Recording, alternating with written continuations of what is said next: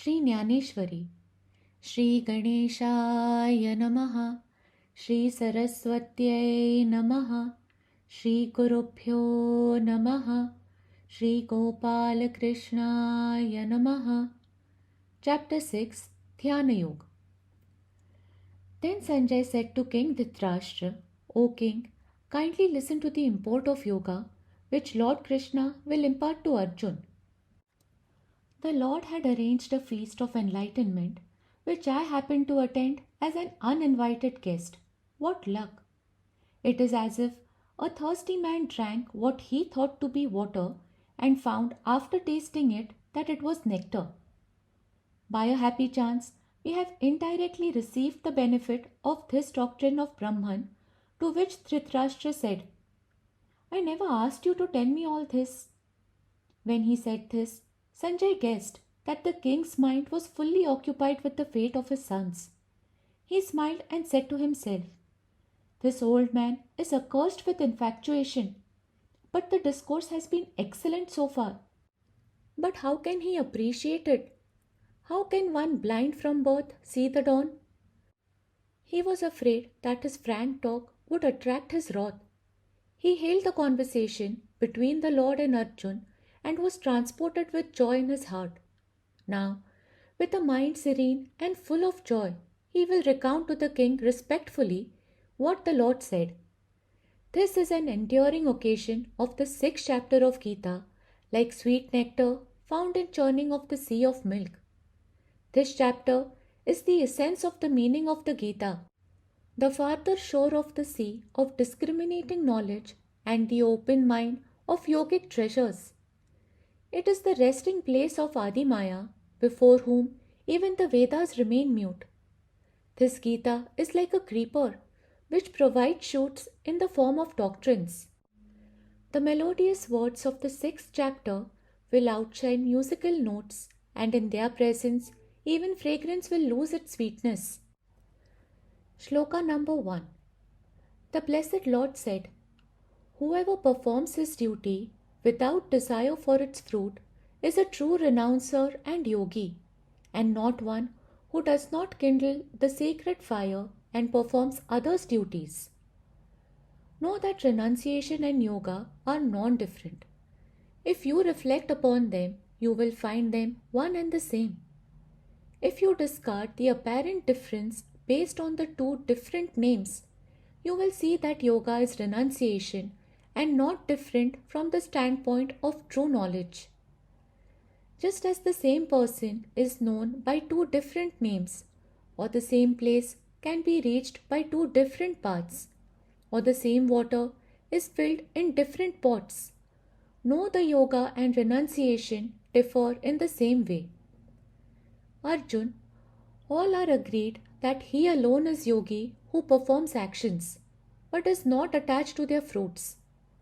Just as the earth produces plants without any self-sense and does not expect the reward of fruits given by them, so, by the aid of his wisdom and according to his caste, he performs properly actions which come his way without egoistic feeling and without hankering after their fruit. Believe me, he is a renouncer as well as a great yogi. Otherwise, whoever thinks of renouncing his lawful duties as leading to bondage and embarks upon other actions becomes distracted and vain, like a person who washes one stain only to soil himself again. Though the householder's lot has fallen upon him, he gives it up and takes on the burden of a renunciate. Therefore, when a person does not cross the boundary of action by performing sacrificial rites, the joy of yoga greets him of his own accord. 2. That which they call renunciation, know that to be yoga. For one who has not renounced volition can ever become a yogi. In this world, many other scriptures have unfolded the banner of identity between renunciation and the yoga.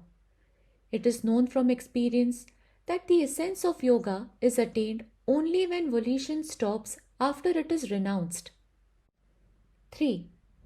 For a sage who wishes to ascend yoga, action is said to be the means. But for one who has ascended yoga, self-control is said to be the means. He who wishes to climb the summit of yoga should not spurn the easy steps of the way of action. After reaching the foothill through the practice of rules of restraint of senses and the mind, yama and niyama, he should take the footpath of yogic postures and climb the cliff of breath control. Then he reaches the precipice of self-control, where even the intellect slips and the Hatha yogis too give up their wager of climbing it.